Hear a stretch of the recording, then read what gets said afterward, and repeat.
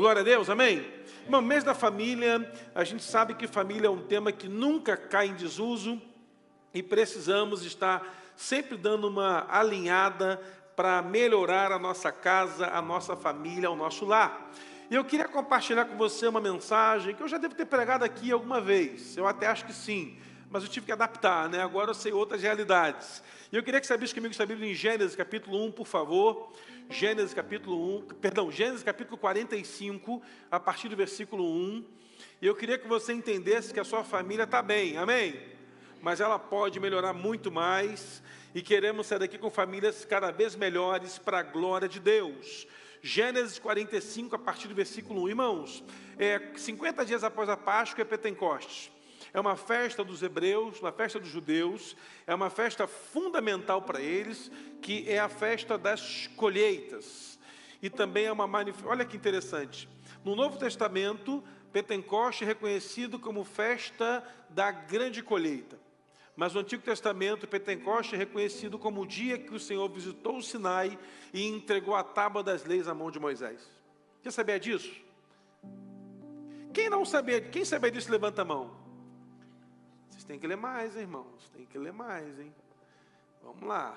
E o que acontece?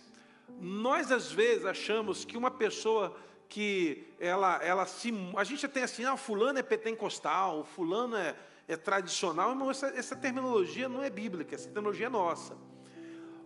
O conceito bíblico de um crente de Pentecoste é um crente que dá frutos, não um crente que se move em dons. Sabia disso? Porque Pentecoste é quando se apresenta frutos. Pastor, o cara é pentecostal porque ele grita, porque ora em línguas, porque faz barulho. Se for por isso, não é o princípio bíblico. O princípio de ser um crente pentecostal é porque dá frutos. E nós vamos sair daqui com muitos frutos no próximo sábado, a gente vai entender que daremos frutos a 100 por 1 em nome de Jesus. E só conseguimos dar muitos frutos para o Senhor se tivermos cheios do Espírito Santo. Entendeu como é que funciona? Uma pessoa vazia de Deus, ela não frutifica. Ela vem para o culto, ela dá oferta, ela canta, ela prega, mas se ela estiver vazia de Deus, ela não vai dar frutos. Porque os frutos no Senhor só permanecem se estivermos cheios do Espírito Santo. E aí é o princípio que a gente tem que começar a compreender. Eu preciso ser cheio do Espírito Santo para dar frutos e frutos que permaneçam. Então, a partir de agora, você vai ser conhecido como um crente de avivamento. Posso ouvir amém? Porque no avivamento, os frutos, eles brotam, eles germinam. Hoje eu estava vindo de Uber para cá, né, de aplicativo, e chegando aqui, vindo para cá, conheci o motorista do aplicativo. Um camarada que quer amar Jesus, mas não sabe nem por onde começar. Eu falei, ótimo, aqui tem uma igreja, aqui tem um líder de célula, aqui tem alguém cheio do Espírito Santo que vai cuidar de você. E aí já estamos alinhados para pegar esse moço, ganhar ele para Jesus, ganhar a esposa dele para Jesus. Alguém podia falar amém comigo, né? Ganhar o filho para Jesus, batizar esse povo e ver mais uma família transformada. Deus não vai colocar ninguém no seu caminho para ir para o inferno. Diga assim comigo, Deus, diga mais, Deus vai colocar pessoas no meu caminho. E quem entrar no meu caminho vai ser transformado em nome de Jesus. Pode aplaudir o Senhor bem forte, meu irmão? Amém? Vai ficar ligado. Então prepara, porque Deus vai colocar a gente no seu caminho para ser transformado em nome de Jesus. A partir do versículo 1, Gênesis 45, então José não podia se conter diante de todos que estavam com ele e clamou, fazei sair daqui todo varão e ninguém fique aqui com José. Foi quando ele se deu a conhecer os seus irmãos e levantou a sua voz em grande choro, de tal maneira que os egípcios ouviam e até a casa de Faraó ouviu. E José disse a seus irmãos, sou eu José, vive ainda meu pai? E os seus irmãos não lhe puderam responder, porque estavam pasmos diante da sua face. E disse José aos seus irmãos, peço-vos, chegai-vos a mim. E chegaram-se. Então disse ele, eu sou José, o vosso irmão, aquele a quem vendestes para o Egito. Agora, pois, não vos entristeçais, nem que passe adiante dos vossos olhos por me ter haver vendido, porque para a conservação das suas vidas, Deus me enviou diante da vossa face. Posso ouvir amém? Irmãos, o texto nos conta a história de José do Egito. Não, José no Egito. José não era do Egito. Ele estava no Egito. Então diga comigo, José no Egito, não do Egito. José estava no Egito, mas não era do Egito. A Bíblia nos mostra que José é o filho de um homem chamado Jacó ou Israel. Esse moço, ele vem de uma história interessante. José era aquele homem que sonhava, é o que na Bíblia, quando falamos de sonhos, lembramos de José. Talvez uma marca na vida de José, porque ele teve um sonho, e por ter tido um sonho, começou a ter alguns problemas. Irmão, sonhar não é a maior dificuldade na nossa vida. A nossa maior dificuldade é para quem publicamos nossos sonhos. Porque se você é alguém que sonha, publica seu sonho para quem não sonha, você vai ter problema. Então o problema não está em sonhar, mas está em quando e para quem publicar aquilo que Deus colocou na sua vida. Uma pessoa vazia de Deus não vai entender o que Deus colocou no seu coração e na sua vida. Então não adianta compartilhar sonhos com quem não é sonhador. Não adianta compartilhar projetos com quem não tem projeto. Quer um exemplo? Se você chega uma pessoa que ela tem uma vida feliz, uma pessoa realizada, e profetiza a ela assim, mas eu quero te profetizar mais 50 anos de vida. Ela vai dizer assim, glória a Deus, recebo, aleluia. Mas se você chegar a uma pessoa triste, cabisbaixa, chateada com o mundo, e falar para ela assim, olha, eu te profetizo mais 50 anos de vida, ela vai reclamar, mas por que viver mais tempo? Minha vida está um inferno, minha vida é uma desgraça, não quero mais nada. O problema não está em Deus dar tempo, mas para quem vai dar tempo? Tem pessoas que são tão infelizes, irmãos, que acordar amanhã já é prejuízo para eles. É impressionante.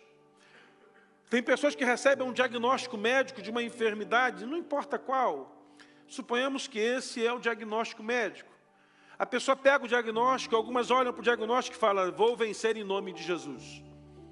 Ainda bem que aqui só tem pessoas assim nessa manhã. Glória a Deus. Mas aquele que pega o exame e fala assim, meu Deus, tem que pagar o plano funeral, porque breve vai ter despedida. Eu e Vivi conhecemos uma pessoa da família que faleceu alguns anos atrás. E essa pessoa, desde os 60 anos, eu e minha esposa íamos pregar no aniversário dessa pessoa. Ela falou assim, primeiro aniversário dessa pessoa, eu fui pregar.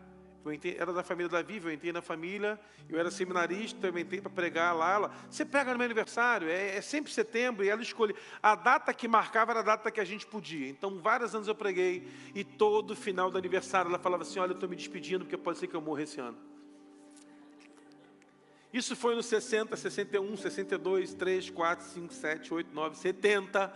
Eu preguei até os 80 anos. Eu já não aguentava mais, não tinha mais assunto. E toda vez ela dizia, gente, me perdoa, eu estou aqui fazendo esse culto, pode ser que ano que vem eu não esteja com vocês. E ainda demorou mais 2 anos. Não vou dizer até que enfim morreu, né, irmão? Graças a Deus, não vou falar isso. Mas como eu falei, puxa vida, Senhor, ela partiu. Chega de culto de despedida. Tem pessoas, irmãos, que não conseguem olhar para o futuro. Não conseguem ter perspectiva de que amanhã algo melhor pode acontecer. Irmão, não há noite que sejam tão ruins que não venham amanhecer. Não há dias que sejam tão conturbados, que não há noites que sejam tão conturbadas, que não acabem no amanhã, com o sol nascendo. Há uma música cantada pelo padre Marcelo Rossi, que não pertence ao padre Marcelo Rossi, que pertence a um jovem da Igreja Batista de Teresópolis, primeira Igreja Batista, e ainda se vier noites traiçoeiras. Essa música foi campeã do concurso da Juventude Batista do Rio de Janeiro em 1970 e alguma coisa. Nunca fez sucesso. Mas quando o padre cantou, ficou famosa. E ainda se vier noites traiçoeiras, se a cruz pesada for, Cristo estará contigo. O mundo pode até fazer você chorar, mas Deus te quer sorrindo. Todo mundo foi católico aqui, gente? Esse rapaz gravou essa música depois, daí não fez sucesso novo. Uma banda, se eu não me engano, é Ministério Resgate. Lá, tentou, mas não emplacou. Essa música fala a verdade para a gente, ainda que venham dias difíceis, Cristo está conosco. José vive um princípio interessante que cabe para a nossa vida. Não há tempestade que não passe. Não há escuridão que não se dissipe com a luz. Não há adversidade que não seja vencida a partir do tempo em que colocamos a nossa vida confiando plenamente no Senhor. Os problemas de José não começaram nos lá de fora, começaram aqui dentro. O problema de José é que a traição que José vive não começou com os inimigos, começou dentro de casa, começou no seio da família. Problemas muitas vezes que vivemos começaram na nossa casa, na ausência de um pai, no distanciamento de uma mãe, no mau relacionamento entre pai e filho ou entre irmãos. José era o filho da velhice e o seu Jacó dá preferência a ele, preparando para José uma roupa diferenciada aos seus irmãos. É interessante que na trajetória da vida de José podemos observar algumas coisas. José ele tem um sonho e compartilha e publica o sonho para os irmãos, pai e mãe, onde nos sonhos ele vê todos da sua casa prostrados perante ele, a partir da revelação que seu pai lhe apresenta. E isso causa ira na família. Me parece que José tem um coração puro, um cara legal, que vê que Deus tem algo especial para a vida dele. Mas, irmãos, é impressionante. Quem não consegue reconhecer a promessa de Deus na sua vida, vai invejar aqueles que carregam uma promessa. Revelou, hein? Isso é para botar em capa de livro, hein? Aqueles que não reconhecem a promessa de Deus em sua vida, vão invejar aqueles que têm uma promessa. Diga assim, uau! Poxa, irmão, que isso? Foi Deus que me deu. Olha que interessante, irmãos. O José não consegue ler o futuro. Ele não sabe do futuro. Mas os sonhos de José apontam para o futuro. Existem pessoas que vivem sonhando com o passado, irmãos. Deixa eu contar uma informação para você que talvez você não saiba. O seu passado já foi. Revelou, né? O seu passado já foi. Tem pessoas que estão tão presas no passado que não conseguem nem projetar o amanhã. Talvez você diga assim, pastor, mas isso é óbvio, para mim e para você, para outros não. Eu fui orar por uma senhora, irmãos, que veio pedir oração. Eu estava pregando numa seminário de libertação, e a equipe lá orando, ela, pastor, ora por mim, pastor, eu estou de luto, eu perdi meu esposo. E aquela mulher assim, né, sofrida, e eu fui orar por ela. Como é que é o nome da irmã? Ela falou o nome dela, não vou lembrar, e orei por ela. Eu coloquei a moção dela, irmã, e quanto tempo tem que a irmã está viúva? 20 anos. Falei, minha irmã, mas aí 20 anos é um bom tempo para ter me ensinado. Não, pastor, não consigo. Ah, pastor, ele era diferenciado. Eu sei, irmã, já tem 20 anos, irmã. O moço teve um carro roubado e foi orar. Pastor, roubaram meu carro. E eu queria que orasse para ver se eu recuperava esse carro. Vamos orar, meu irmão. Foi roubado essa semana. Não, tem 6 anos atrás que ele foi roubado. Mas aí é difícil, né? Achar um carro que tem 6 anos que já foi roubado. Ah, pastor, mas eu confio no Senhor. Já comprei até um mais novo, mas eu gostava daquele golzinho velho, chaleirinha, quadradinho, que tinha um adesivo na frente, assim, escrito GTI. Era um bom carro, né, irmão? Até eu ia orar por ele, mas 6 anos, acho que não dá mais para recuperar, né? Irmãos, sonhar é projetar o amanhã. É o sentar na mesa, às vezes, naquele cafezinho, e anotar o que Deus está falando conosco para o futuro. José está sonhando com a restauração da sua família, mas ele não sabe disso. José passa por um processo de ser vendido pelos irmãos. E isso, meu irmão, me chama a atenção que José não é vilipendiado pelos inimigos, mas pela casa. Os traumas familiares que encontramos na igreja, muitos deles começaram dentro de casa. Dentro de casa, irmãos, começam as crises. E aí, a gente olha para José, sendo preferido por seu pai. E qual é o filho que não é o único, que não acha que os seus irmãos são preferidos a despeito dele? Qual é o filho que em algum momento, tendo ele outros irmãos, pelo menos mais um, não diga assim, puxa vida, mas papai e mamãe preferem o fulano. Agora imagina numa casa que tem 12 filhos. Imagina numa casa com 12 filhos, não 12. 12 era até a divisa com São Paulo. De São Paulo para cá é 12. Entendeu, irmão? Imagina um cara que está numa casa com uma penca de menino, brigando para dividir futebol. 6 para lá, 6 para cá, dá 2 times certinhos de futebol do salão. Ó, eu quero jogar com fulano, porque fulano é melhor que você. Mas não, meu irmão, só para separar, para jogar a bola dava briga. Aqueles meninos eram competitivos entre eles. José estava nem aí para aquela competição. José era o filho preferido do pai. O pai colocou roupa diferenciada nele. A vida de José estava em outro patamar. Deus estava olhando para José e tendo promessa. Porque quem Deus olha e entrega a promessa, anda nos lugares mais altos da sua caminhada espiritual, meu irmão. Anda num planeta que não é o natural. Anda num sobrenatural. Fala de coisas sobrenaturais. Sonha com coisas sobrenaturais. Profere coisas sobrenaturais. E também tem experiências sobrenaturais. Percebe que só José sonha naquela casa, meu irmão? Que coisa esquisita. É porque Deus quer falar com alguém naquele endereço, mas não há um coração disposto a ouvir a voz do Senhor. Impressionante, né, irmãos? 12 filhos, pai, mãe, um monte de mulher na casa de servas, empregado, funcionário, e Deus só consegue achar o coração do José. O problema não está em Deus falar, nunca foi. O problema está em nós ouvirmos. Porque Deus continua falando, irmãos. Deus, Ele nunca parou de falar. Desde o primeiro contato que Deus teve com o homem no Éden, um tal do Adão, até hoje Deus está falando. O problema é que nós nem sempre estamos querendo ouvir. Estamos preocupados em olhar para o fulano que tem mais, o fulano que sonha mais, o fulano que é mais preparado. Meu irmão, precisamos restaurar a nossa identidade. Quem nós somos? Quem você é, meu irmão? Quem você é? Tem pessoas que acreditam que no discurso da tristeza ou do sofrimento, Deus vai dar uma coisa para eles. Puxa, Senhor, eu sou tão sofredor. Olha para mim, olha, Senhor, o momento que eu estou passando, as adversidades que eu estou vivendo, o mundo é tão cruel, ó vida, ó céus, ó azar. Lembra de um personagem que tinha assim? Não tinha o Willy, né? Ó vida, ó céu. E se os marcianos invadirem a Terra com raio laser e destruir todo mundo? Irmão, tem gente que é assim o tempo inteiro, é reclamação, nada tá bom, tá tudo ruim, e não vai para frente, e o casamento, e meu Deus do céu, e Zaza, não tem um... Zaza, meu Deus do céu, irmão, o que aconteceu? O que está acontecendo? O povo está endoidecendo.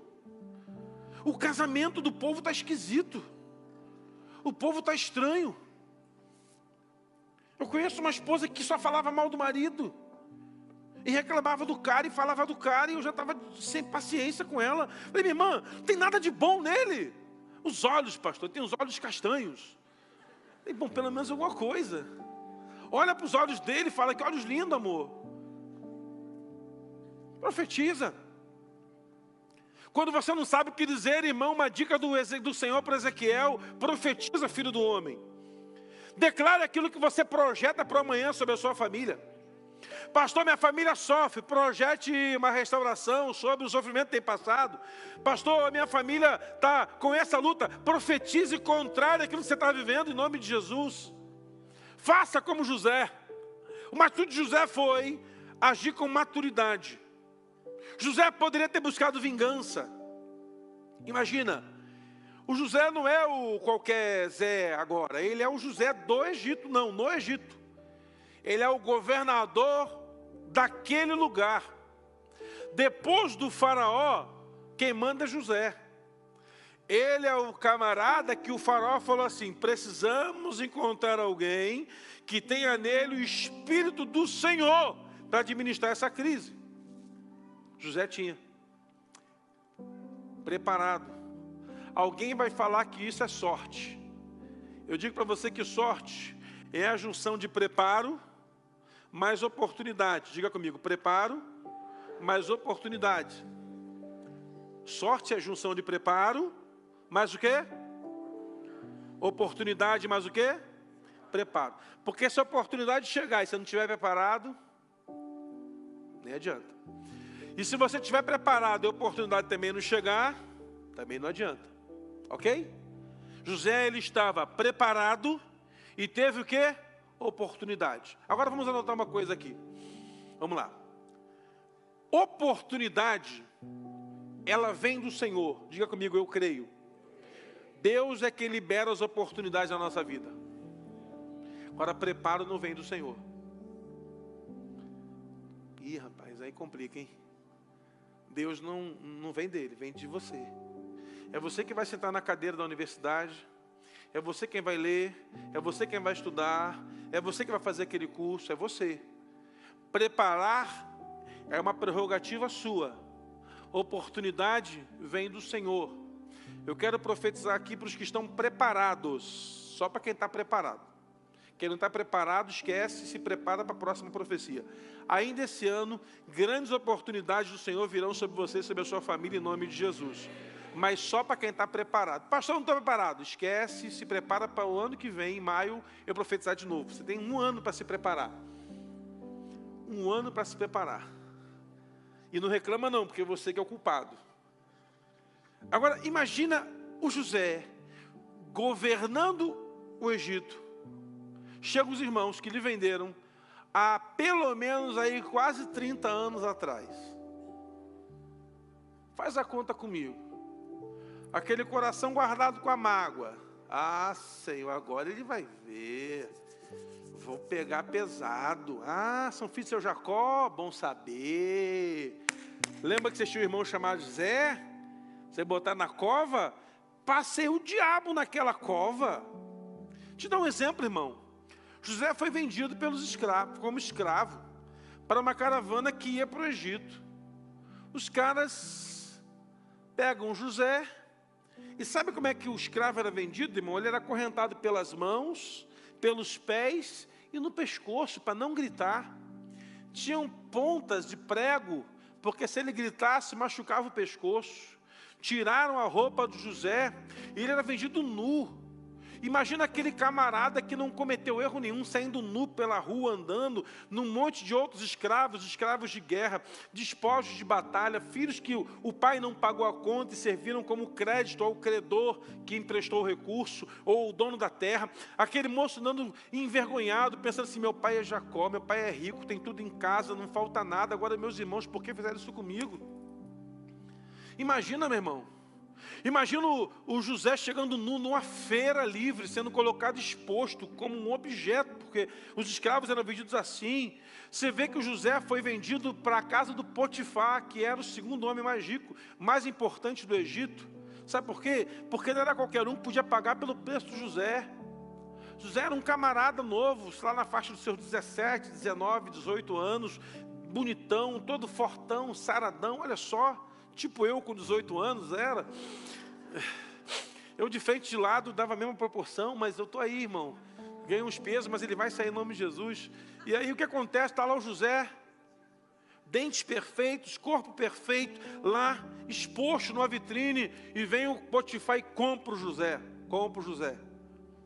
Agora tu imagina aquele cara pensando assim, rapaz, eu andei naquele sol escaldante, comi mal, dormi mal, não tinha água direito, escravo tratado como escravo, sofrendo essa vida, sofrendo o pão que o diabo amassou, e vocês agora vêm aqui, a minha chance de botar na cadeia todo mundo para pagar pelo erro que cometeu. Só que José, irmãos, apesar do texto dizer no versículo 2, que ele chorou um choro tão estridente que o Egito ouviu, até o faraó ouviu na casa dele. José está liberando perdão para aqueles caras, falando assim, a vida vai seguir daqui para frente. O que passou já foi. Eu não posso ficar amarrado com o passado, porque eu sou um homem que tem projetos de futuro com o Senhor. Quem anda nos projetos do futuro do Senhor, não tem tempo para ficar amarrado com o passado, em nome de Jesus. Você vai se desvencilhar de traumas do seu passado hoje, nesse altar, nessa hora. Vai parar de reclamar das coisas e vai decidir, Senhor, enquanto eu tiver vida, vou projetar um futuro poderoso para mim, para minha família, para os meus filhos, e seremos todos abençoados pelo Senhor em nome de Jesus. Quem crê glorifica Ele nessa manhã, meu irmão.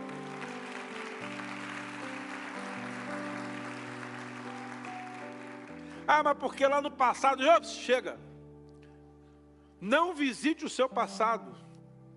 Essa é uma função do diabo para te acusar. Irmão, sabia que o diabo é especialista em visitar o nosso passado para atrapalhar o nosso futuro? O maior especialista em visitar o passado é o diabo. Porque ele visita o nosso passado e pega o nosso passado e nos apresenta como opção para dizer: você não vai conseguir alcançar futuro. Eu sou de uma família muito pobre e não consigo, e não nada dá certo a mim. Se o Silvio Santos usasse essa desculpa, não seria quem ele é hoje. Então essa desculpa não cola, irmão. Pastor, mas eu sou da minha família, todo mundo era pobre, era rejeitado, eu era o menor da casa. Mas irmão, sabe que um cara chamado Gideão já deu essa desculpa e Deus não aceitou? Mas tu vai vencer Midianita, meu irmão, mesmo assim. Porque fulano se alimentou melhor do que eu, meu irmão. Tudo que você falar do passado não vai ajudar você no seu futuro. Porque visitar o passado não resolve o seu problema. Deus não tem compromisso com aquilo que nos aprisionou lá atrás.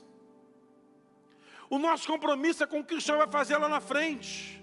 Por isso Paulo escreve à igreja de Corinto: precisamos prosseguir avançando para o alvo. Há um alvo de Deus para a sua família. Então tenha maturidade e entenda: é tempo de avançar e ser reconhecido como uma família abençoada pelo Senhor em todos os níveis, irmão. É assim que funciona. Olha, meu irmão, o tal do José, que não vai buscar nenhum tipo de punição, de castigo, de sofrimento para a sua família, ele está pensando assim: olha, eu vou mudar, eu não vou aceitar isso, eu não vou lamuriar pelo tempo que eu perdi, mas eu vou aproveitar daqui para frente. Pastor, minha família sofreu até hoje, então daqui para frente ela pode não sofrer nunca mais em nome de Jesus. Não depende de Deus, depende de você. Pastor, mas foi difícil, foi uma guerra até ontem. Daqui para frente tudo novo em nome de Jesus. Porque o Deus que você serve é o Deus que faz coisas novas. Lamentações diz que a cada manhã as misericórdias se renovam na nossa vida. E elas ainda são a causa de não sermos o quê? Consumidos. Olha que bênção. Nessa manhã, quando o relógio despertou, ou se você mora na região rural, quando o galo cantou, ou quando você acordou assustado: escola bíblica hoje, ir para a igreja. Sabe o que aconteceu? Você percebeu que nessa madrugada as misericórdias do Senhor se renovaram sobre a sua vida e você não foi consumido pelo seu pecado da semana. Olha que luta, hein, irmão? E olha que a gente pecou essa semana, hein? Fala, vamos começar a confessar os pecados da semana aqui? Deixa para lá.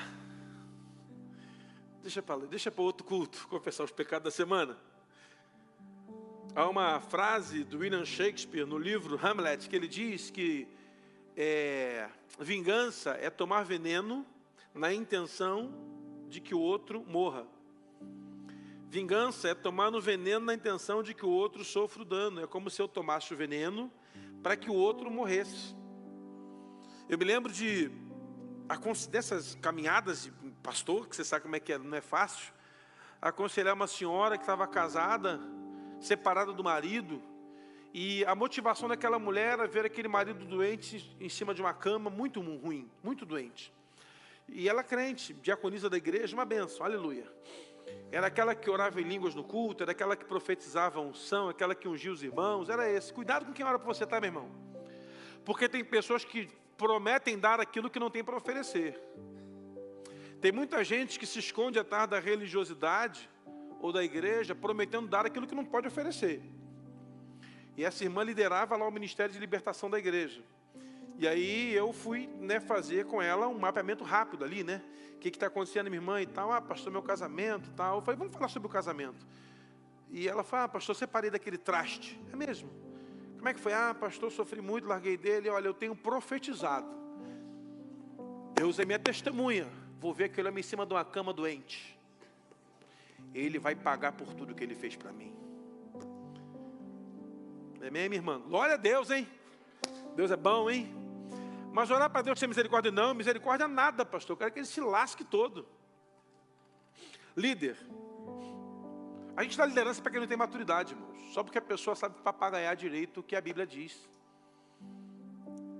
Nós temos que tomar cuidado com quem lidera, com quem está à frente, com quem tem tomado veneno na intenção de outros serem prejudicados, e ainda usam a Bíblia como ferramenta para isso. Ah, que loucura, irmão. Você imagina? Uma mulher que prega, que lidera, que faz tudo na igreja, chega ainda a dizer que enquanto Deus não punir, falei, minha irmã, estamos debaixo do tempo da graça, vamos mudar isso, pastor. Prefiro morrer a mudar. Ignorantes. O ignorante é aquele que prefere morrer a mudar. É aquele que prefere morrer agarrado com as suas convicções, ao dar uma oportunidade para o novo de Deus na sua vida.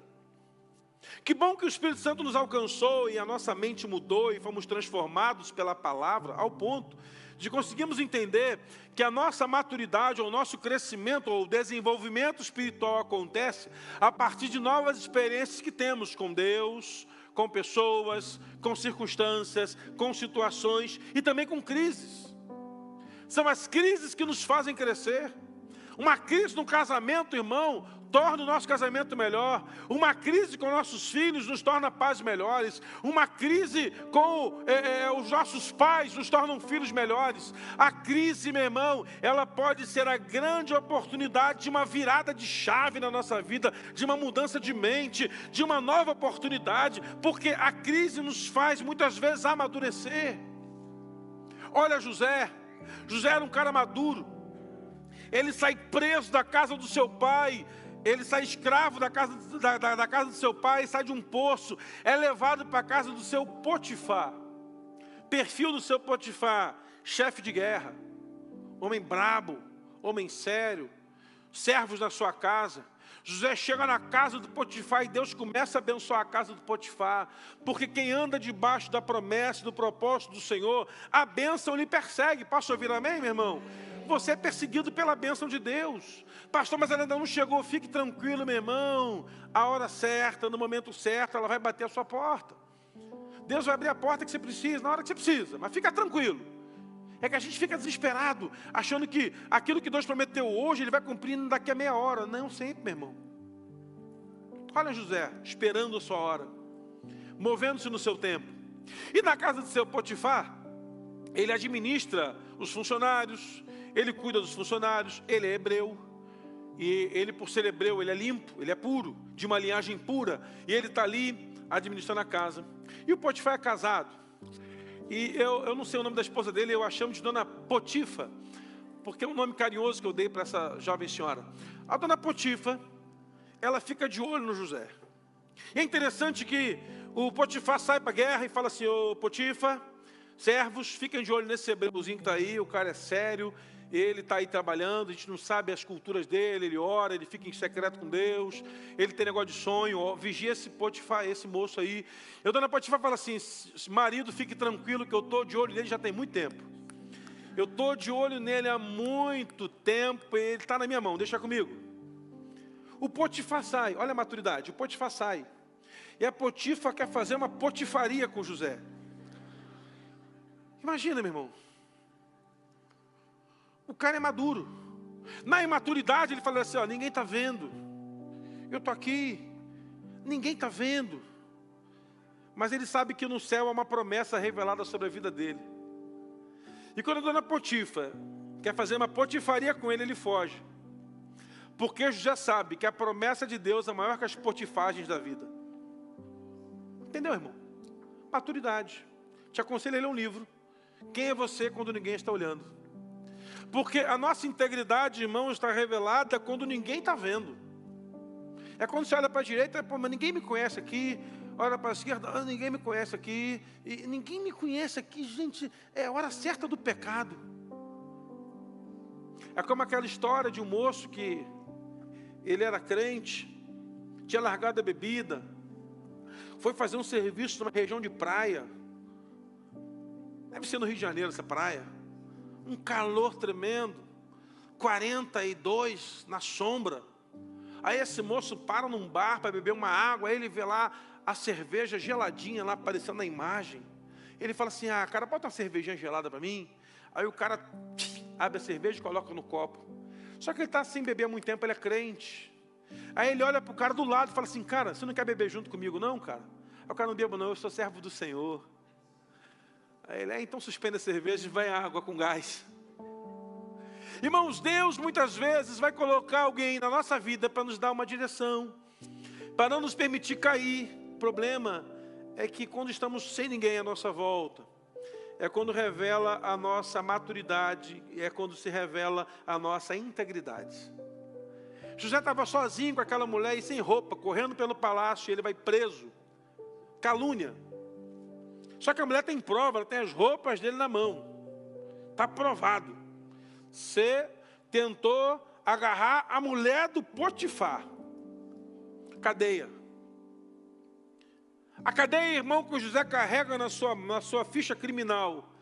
Ele é o único prisioneiro naquela cadeia que não está cumprindo pena sem nenhum delito. Eu não sei se você for comigo aí nas delegacias da vida e entrar na cadeia, você vai encontrar um monte de gente que vai dizer que não está ali da maneira correta. Eu estou preso, mas não devia estar aqui. Eu fiz trabalho em presídio e sei, todos os encarcerados que estavam lá, ninguém tinha culpa. Sempre a culpa era do outro. Todos. Mas eu peguei um caso de um cara que dirigia um caminhão de uma empresa e foi preso o caminhão dele. E dentro do caminhão dele tinha drogas na carga, ele não sabia. É mais barato prender o motorista do que prender o dono da transportadora. E esse moço estava preso há 4 anos, cumprindo pena por tráfico de drogas, sem nem saber o que estava fazendo ali. Esse moço perdeu um olho lá na cadeia porque furaram o olho dele com uma chave de fenda. Foi violentado por quase 4 meses, porque não tinha dinheiro para dar para aqueles homens, para não apanhar na prisão. E encontramos um advogado que conseguiu liberação para ele, e ele voltou para casa, soro positivo e cego de um olho. Cadê, irmãos? O mundo real é bem diferente do mundo que a gente vê na novela da Globo, do que vemos na série Netflix. E aquele moço, no dia que saiu, me mandou agradecer aos crentes, que foram os únicos que pararam para ouvir o que ele tinha para dizer. Irmãos, já que estamos falando de ouvir o que tem para dizer, cuidado com o que você fala. Aquilo que você fala dentro da sua casa pode promover morte. Provérbios diz que a morte e a vida estão no poder da nossa língua. Promova a vida na sua casa. Promova a vida. Promova a vida. Eu tomei uma decisão antes de me casar. Eu tirei do meu dicionário a palavra separação e divórcio. Essa palavra para mim não serve lá em casa. Então eu não aceito. Não tem essa opção. Um dia fui atender um camarada que fez muita bobagem no relacionamento dele, se casou e queria separar e falou, pastor, e agora o que eu faço? Eu falei, faça dar certo o casamento. Mas pastor, ela é uma mulher muito difícil. Você namorou quanto tempo? 9 anos, deu para ver que ela era difícil. Você não comprou o produto enganado. Você não comprou o produto enganado. Eu me lembro de que uma vez eu fui comprar um carro e entrei na loja, na agência, olhei o carro e gostei do carro. E na hora que eu ia comprar o veículo, estava tudo certo, eu coloquei a mão sobre o carro para orar, né? Senhor, obrigado pela compra do carro e amém. O vendedor falou assim, você vai ter que comprar outro carro. Falei, por quê? Porque esse carro aqui eu não posso vender para você porque você é crente. Por quê? Esse carro é amaldiçoado? Não, esse carro tem problema no motor, na embreagem, no freio, na caixa de direção e na caixa de marcha. Eu falei, você tem que ser preso por vender um carro desse, seu miserável. E me vendeu outro carro que não tinha problemas assim, um pouco até mais caro. Então, meu irmão, eu quase fui enganado por um vendedor automotivo. Se você é vendedor de carro, olha a integridade, meu irmão. Hoje vai todo mundo apanhar aqui, né? Fecha a porta. Fecha a porta e bota 2 Rottweiler na frente lá. Irmão, imagine, a integridade desse moço me fez sair dali com um produto melhor do que aquele que eu queria. No relacionamento, minha irmã, você está namorando um camarada que não valoriza seus pais, ele não vai te valorizar, moça, então fuja dele. Pastor, mas ele é lindo. Minha avó dizia que o diabo se veste de anjo de luz para enganar a gente. Palavras da minha avó. Olha que minha avó está com 87 e quase nunca errou nos diagnósticos dela. Sabe o que é interessante? Aquela história, né? Que conta, os pastores contam aí, e virou lenda urbana, de que a moça vai falar com o pastor: pastor, eu estou namorando um moço, e ele é crente, ele é uma bênção. Ah, minha irmã, e fala dele para mim: pastor, ele é lindo. Amém, minha irmã. Toda mulher apaixonada acha que o cara é lindo. Né, minha filha, ele não é lindo? Só você que pensa, né? Mas também, Deus abençoe. Ele luta jiu-jitsu, né? Não, ele é lindo. Ó, beijo, te amo.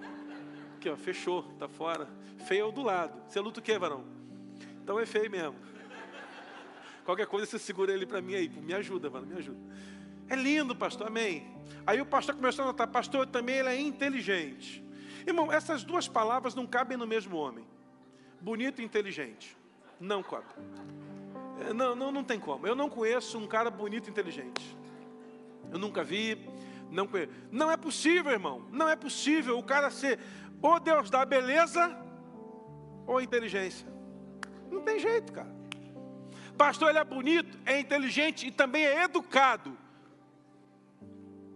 Pastor, outra coisa, ele é rico. Pastor, casa, minha filha. Se tu não casar com ele, eu caso com ele. Não tem nenhum problema. Tem um só, pastor, ele bate na mãe dele. Mas bate com força na velha. O que é que o senhor sugere? Pastor inadvertidamente falou: minha filha, case correndo, para essa velhinha ter um tempo de sossego, e ele passar a bater em outra pessoa. Irmão, entenda. Você está percebendo que é laço, mas você prefere ficar perto do laço do passarinheiro e da peste perniciosa. Falei com o moço: moço, você tem que fazer dar certo. Pastor, qual o segredo? Jejum, muita oração. E terceira coisa, abre mão da sua vontade. Ah, mas eu não consigo. O nome disso é casamento. Casamento, meu irmão, é deixar de ter razão para ser feliz. Amém, homens? Isso, vocês entenderam direitinho. Estão bem ensinados eles, pastor Marcelo. Pastor, mas você não quer mais nada. Você não tem mais vontade. No dia que você assinou o documento e o pastor falou lá: até que a morte o separe, tem uma letrinha pequenininha no contrato que você não leu. Lá assim, ó: você não tem mais razão de nada. Ele: mas aí isso não é vida. Não, isso é casamento. É assim que funciona. Pastor, meu dinheiro está todo acabando com os meus filhos. No contrato também, quando nasce assim, ó: e você não compra mais o que você quer, só o que precisa. O nome disso é ser pai. Ser pai.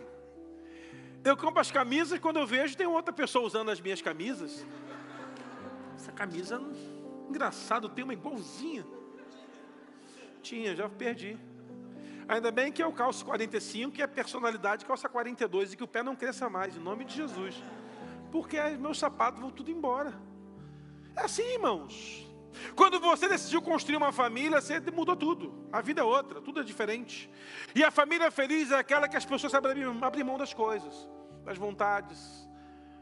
Aí você quer ficar em casa, mas a mulher quer ir no shopping, olhar aquela promoção e não comprar. É assim, isso é casamento. É o filho querer brincar naquele brinquedo 85 vezes, tu ficar olhando para ele lá: mas vamos embora. Só mais uma, pai, só mais uma. É assim. É assim. Quando nós optamos por uma vida de construir uma família, nós paramos de ser solitário e passamos a ser aquele que construiu algo novo, tudo novo. E aí, temos que aprender a ter cuidado com o que falamos, porque a nossa boca sempre vai falar daquilo que o coração está cheio. Se você for conversar com uma pessoa sobre casamento e ela é infeliz, você vai ouvir palavras infelizes. Entretanto, se você for conversar com uma pessoa que é feliz no casamento, você vai ouvir coisas boas. Eu me lembro, irmãos, um dia, eu estava sozinho no hotel e comecei a pensar no que Deus me deu como família e pensei: puxa vida, Senhor, eu recebi muito mais do que eu mereço. E eu comecei a me quebrantar pensando: Senhor, foi muito bom ter aceitado o desafio de casar, ter a bênção de ser pai e poder viver a vida inteira construindo um futuro com alguém que Deus colocou na minha vida. Por quê? Porque na verdade, meu irmão, quando você se casa, você entrega a responsabilidade da sua vida na mão de outra pessoa. E vice-versa. Vou falar da vida real agora para vocês. Encontrei uma moça que sentou no gabinete para contar um problema.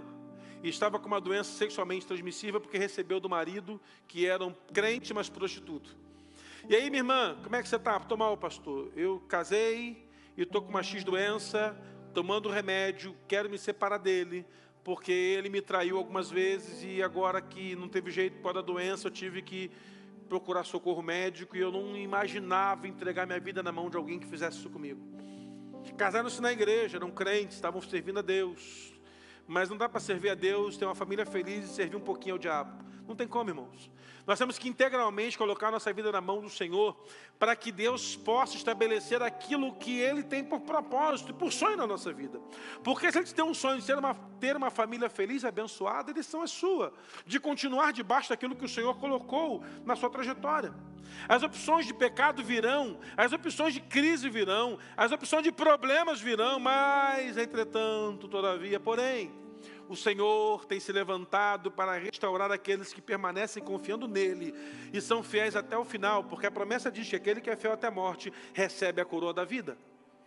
Fidelidade não é uma opção de orgulho, irmãos. Eu me lembro de uma pessoa dizer: pastor, sou casado há 50 anos e nunca traí minha esposa. Eu disse: mas você não fez mais que sua obrigação, né? Não fez mais que a sua obrigação? A sua obrigação é casar e não trair a mulher nunca. Essa é a obrigação sua, mas agora me dá um bônus no negócio. Eu me orgulhava de falar assim: não, irmãos, eu me casei virgem com a minha esposa. Não fiz mais que minha obrigação, a obrigação é essa.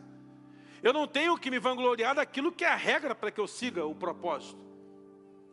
Ah, eu me guardei até o casamento. Não, fez mais que sua obrigação, meu irmão. Isso é sua obrigação de fazer. O bônus é abrir a mão das suas vontades para que ela seja feliz ao seu lado.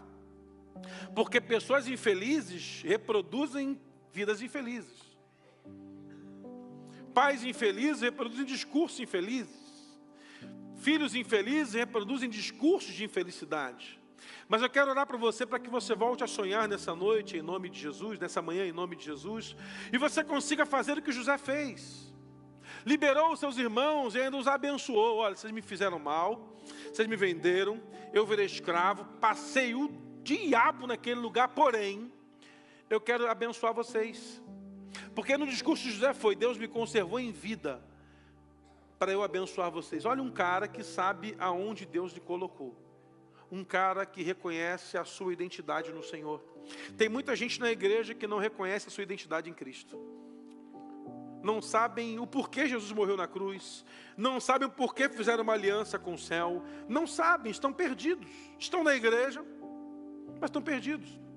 Estudaram, leem a Bíblia, mas não aprenderam qual é a sua real finalidade nesse endereço. Deus colocou você no Calvário para pregar na cruz tudo aquilo que você carregava por mazela de uma vida. A gente até cantava um louvor antigamente: tudo que Jesus conquistou na cruz é direito nosso, é a nossa herança. Isaías 53 diz que Ele levou sobre si nossas dores, enfermidades e maldições, e o castigo que nos traz a paz estava sobre Ele. Essa figura do Messias declarada por Isaías está dizendo para a gente o seguinte: que as nossas lutas, dores, podemos transportar para o Calvário, porque o Calvário é quem tem poder para reter isso e liberar sobre nós a graça que nos alcançou, para nunca mais vivermos escravos do pecado e sermos prisioneiros de Cristo, herdeiros de Deus e co-herdeiros com Cristo. A graça nos visitou para nos transformar. Apesar de sermos ainda aqueles que tendem para o pecado, mas se olharmos direitinho para o que Deus fez na nossa vida: Senhor, o discurso da misericórdia que me alcance, e que a graça se reproduza na minha vida, e a graça que não nos foi dada em conta-gotas mudou a nossa história. Porque esse mesmo princípio que é revelado no Novo, mas vivido no Velho, é revelado no Novo, mas é vivido no Velho por José, nos ensina que, haja o que houver, é possível liberar perdão e viver em paz com a nossa família. José teve 2 filhos.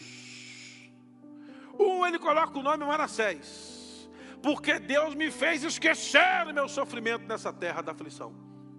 E o outro ele coloca o nome de Efraim, porque Deus me fez prosperar no tempo da aflição, numa terra difícil. Perceba que José, ao mesmo tempo que ele quer esquecer, ele está prosperando. Significa dizer, meu irmão, que prosperar no tempo difícil não vai fazer você esquecer o que te prendeu no passado. Você pode estar ganhando muito dinheiro, ter muita grana, está muito bem, está com as contas forradas, boa casa, bom apartamento, a empresa com tudo em dia, ter dinheiro sobrando para as suas próximas gerações, mas ter uma família infeliz. De que vale? De que vale tanto recurso e ter uma infelicidade? É como aquele homem que disse para sua alma: alma, nessa noite tem tudo guardado em celeiro, descansa, folga e fica em paz. E aí o céu declara louco, essa noite, irmão, se o Senhor declarasse no céu que essa noite a sua alma fosse pedida lá na eternidade, o que você guardou lá? Eu fui fazer um sepultamento, irmãos, de um camarada que se vangloriava de ter tido 7 mulheres. Eu fui sepultar o cara, cheguei lá no sepultamento. Antes de sepultá-lo, eu visitei na casa dele com o filho dele, profetizei, orei, pastor, eu era um safadão, pastor, eu tive 7 mulheres, 13 filhos, e fora os que eu não registrei aí, deve ter mais uns 10 aí fora, eu era o cara. E eu falei para ele assim, e valeu a pena?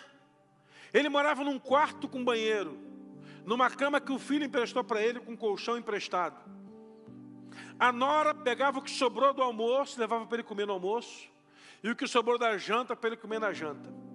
Foi sepultado no enterro, estava a primeira esposa que ele casou no papel de verdade, e 4 filhos e 2 netos. E na hora de pegar o caixão, irmão, não tinham 6 pessoas para carregar o caixão. 6 pessoas. E eu estava ali, sepultando aquele moço. E a mulher, e a esposa falou assim, engraçado, ele teve tanta mulher, não veio nenhuma, teve tantos filhos, não veio ninguém. Desse jeito. A vida é assim.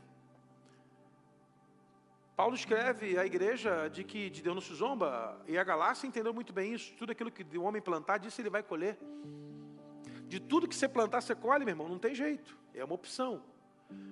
Semear é uma opção, a colheita é obrigatória. Uma pastora amiga contou uma história de que ele fazia um sepultamento também.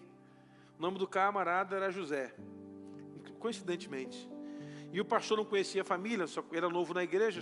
A sobrinha falou, meu tio faleceu, você pode lá sepultar? Claro, o pastor novo chegou lá no sepultamento e estava lá o seu José no caixão deitado, nem esposa nem filho, só a família dele, as irmãs e as primas, e as sobrinhas, e os sobrinhos, e os cunhados. E ele falou assim, o seu José, ele era casado, mas a esposa não vai vir não, a ex-esposa vai vir não.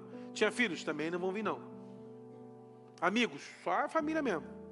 E o que o seu José fez de bom na vida? Que a gente tem esse negócio, que a gente não conhece. O que ele fez de bom para a gente dar uma palavra? Olha, o que ele fez de bom na vida? A irmã mais velha falou, olha, o que ele fez de bom na vida? Bom, o que o José fez de bom? Zé. Fulano, o que o José fez de bom na vida? Para o pastor falar aí. Gente, o Zé, de bom, batia na mãe, batia na gente. Fulano. Aí o cara falou assim, ele era um bom churrasqueiro. Opa. Ó. Pastores, pega a fita. Vamos sepultar aqui, agora começar o culto, cantor louvor. Irmão, estamos aqui com o seu José, um grande churrasqueiro. Como o mundo perde um grande churrasqueiro nessa manhã que a gente vai sepultar, que tristeza. Como serão os dias de churrasco sem o Zé com aquele espeto, aquela faca na mão e aquele carvão aceso.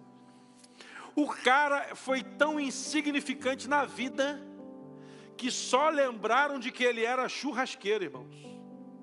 E olha que eu já fiz para mais de 500 enterros. Devo fazer o seu também, em nome de Jesus? É minha função. Talvez alguém aqui faça o meu, mas eu vou fazer de muitos aqui. Meu apelido é Miguel Pereira, era Zé do Caixão, lembra, Vivi? Zé do Caixão. Toda semana, irmãos, era um caos. Pastor, vem para cá enterrar, que foi eu, parente fulano. Nossa, era uma luta. Eu era o único pastor que enterrava pessoas que não eram da sua igreja. Talvez por esse motivo a igreja acolheu tanta gente. E aí o que aconteceu, irmãos? Já fiz tanto sepultamento de pessoas que uma esposa virou para trás e falou assim, pastor, tem certeza que está enterrado mesmo? Eu falei, tem, mas por quê? Para que nunca saia daí. Passei 20 anos infeliz com esse cara. Nunca me separei. Porque entendi que casamento, até que a morte o separe, ainda bem que foi a morte dele. Uma esposa, 20 anos casada, irmão, fala isso. Fui no sepultamento de um pai, e que o filho falou assim, pastor, hoje minha família passa a ter sossego. nós é que vamos descansar em paz depois do enterro dele. Irmãos, nós ferimos pessoas com o nosso comportamento. Seja humilde. Aprenda, meu irmão, que a humildade é a ferramenta que Deus nos entregou para que a gente possa desenvolver uma vida melhor nessa caminhada. Se o próprio Jesus se humilhou, vindo na forma de servo, e semelhante a um servo, foi até a morte, morte de cruz. Qual é a dificuldade de nós carregarmos a marca da humildade, de não querermos ter razão mais na nossa casa? Eu aprendi com o pastor José Gonçalves que entre ter razão e ser feliz, eu vou sempre optar por ser feliz. Muitas vezes, uma vez eu conversava com um pai e falei, por que você não pede perdão a seus filhos? Pastor, um pai não pode pedir perdão aos filhos, mas por que não? Porque um pai, se pedir perdão aos filhos, ele se rebaixa, ele se humilha. E eu não estou aqui para me humilhar, eu sou pai. O senhor vai entender quando o senhor for pai. Entenda, meu irmão, que maior é o conceito que o mundo apresenta para alguns do que o que a palavra nos ensina. Aprenda, querido, que José é um ensinamento poderoso para a gente. Todas as oportunidades de ser um homem vingativo que ele teve, ele optou em ser um abençoador. Saia dessa manhã com uma decisão na sua vida. Eu serei um abençoador na minha casa. Serei um abençoador sobre minha esposa, sobre meus filhos, sobre meu marido, sobre os meus pais. Serei um abençoador. Decidir ser um abençoador não é tão fácil. É abrir mão da nossa vontade. É abrir mão dos nossos jeitos. É abrir mão do nosso orgulho. É saber que a vergonha muitas vezes vai bater na nossa vida e sairemos de cabeça erguida dizendo, puxa vida, eu aprendi que pedir desculpa não me faz ser menor ou pior do que alguém, simplesmente servo. Você nunca vai conseguir servir a Deus se você não aprender a servir as pessoas. Servir a Deus é servir ao irmão, é servir ao próximo. Talvez por esse motivo Jesus ensinou que devemos amar ao próximo como amamos a nós mesmos. Amarmos ao Deus da maneira como amamos ao próximo. Temos que aprender, irmãos, que amar as pessoas começa dentro da nossa casa. Eu quero pedir ao Senhor que Ele possa sondar o nosso coração nessa manhã. Sondar o nosso coração. Como o salmista no Salmo 139, sonda-me, ó Deus, e conhece o meu coração. Vê se há em mim pensamentos maus e guia-me por caminhos eternos. A melhor maneira de termos uma família especialmente abençoada e que ela se torne cada vez melhor é entendendo que o Senhor vai ter que sondar o nosso coração.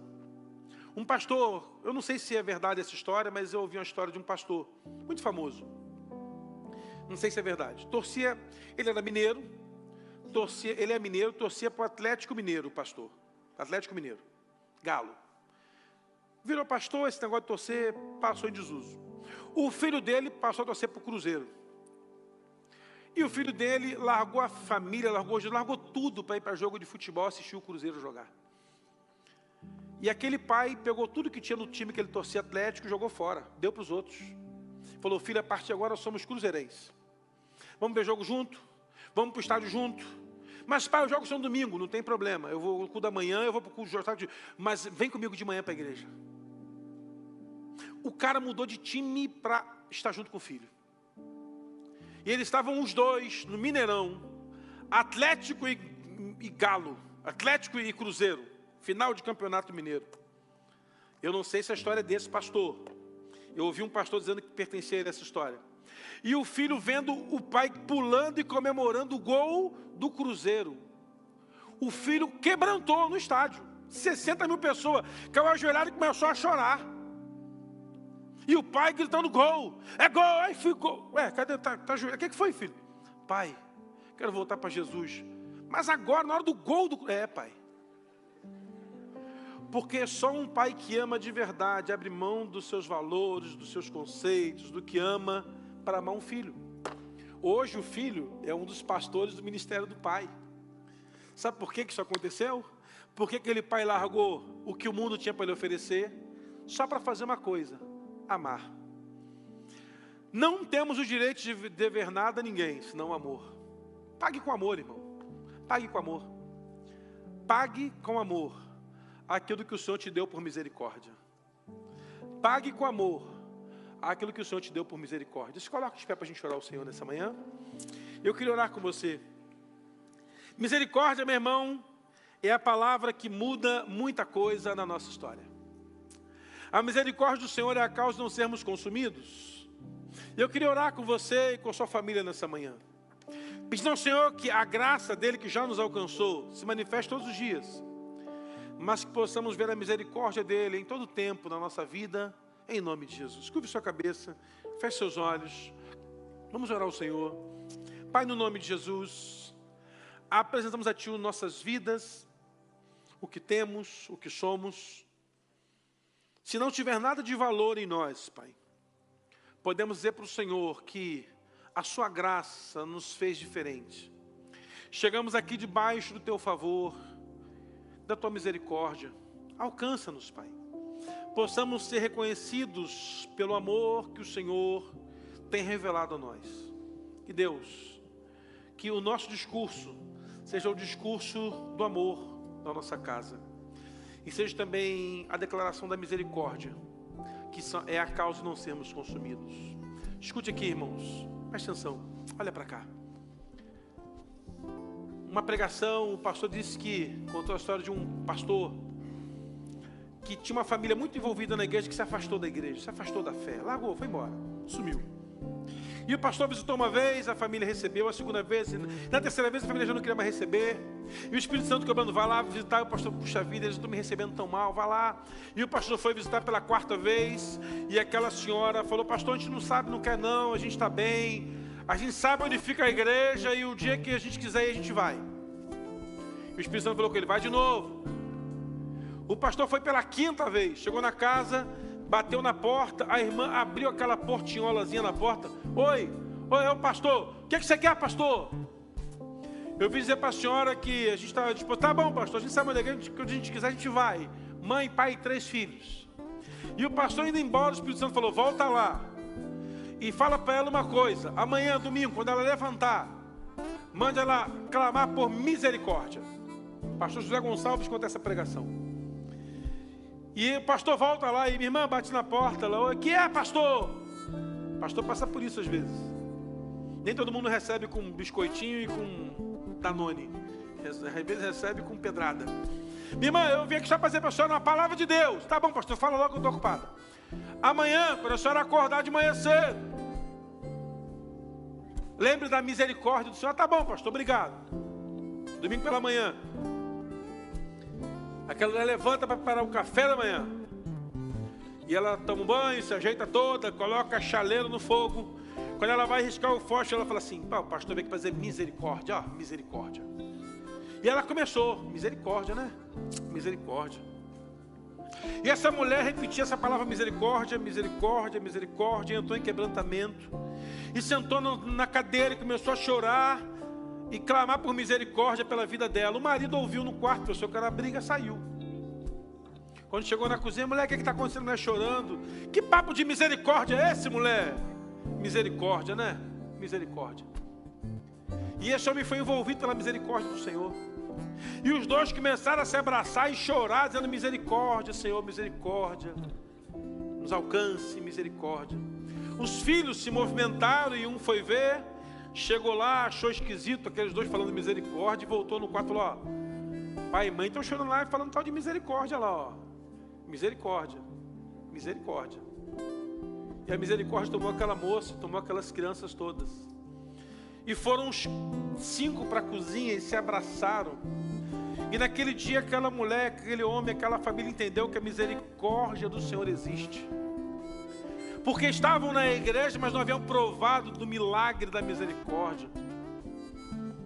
Que é quando Deus não dá aquilo que merecemos. Meu irmão, se fosse para dar por aquilo que merecemos, já estaremos fulminados pela nossa multidão de pecados.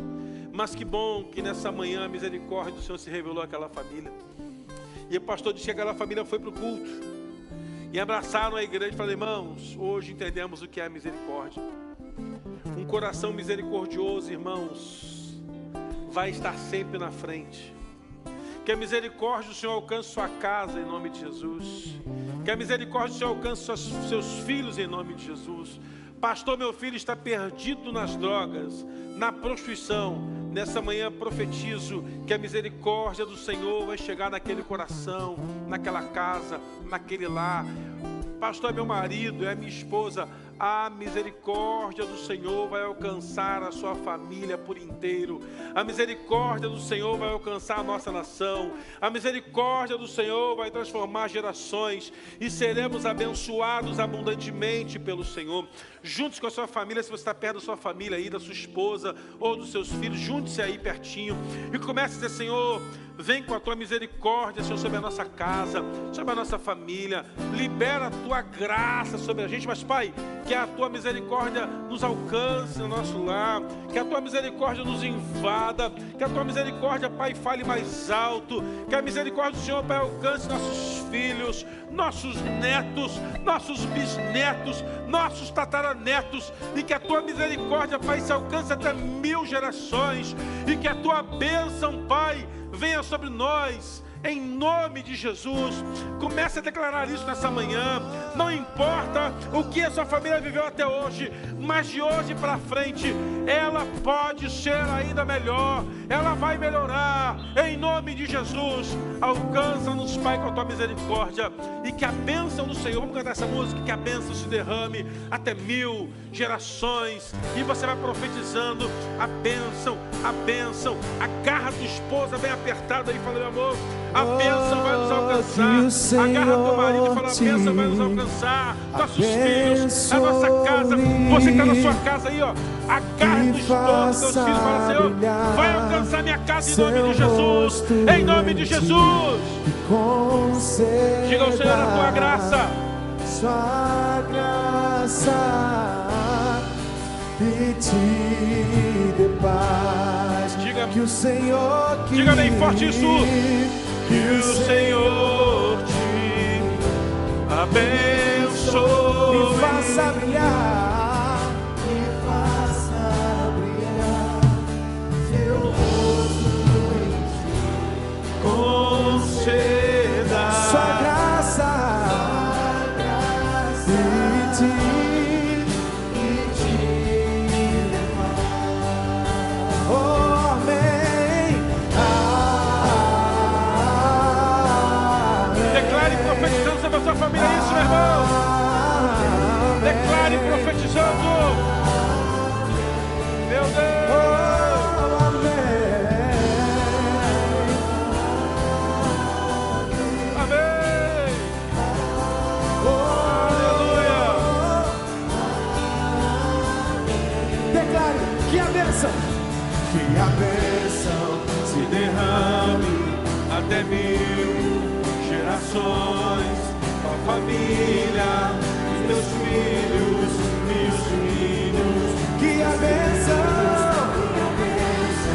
se derrame até 1000 gerações, Com a família, e teus filhos e os filhos. sobre os meus filhos agora, sua Pai. presença Te acompanhe por detrás e por diante, Do teu lado e em ti é contigo, de noite, tua entrada, estarei em teu riso, em teu choro, é contigo, é por ti, é contigo, é contigo, é contigo, é contigo, é contigo, é contigo. Levante suas mãos e diga bem forte, amém. Diga ao Senhor nessa manhã. Amém. Louvado seja o teu nome, Senhor.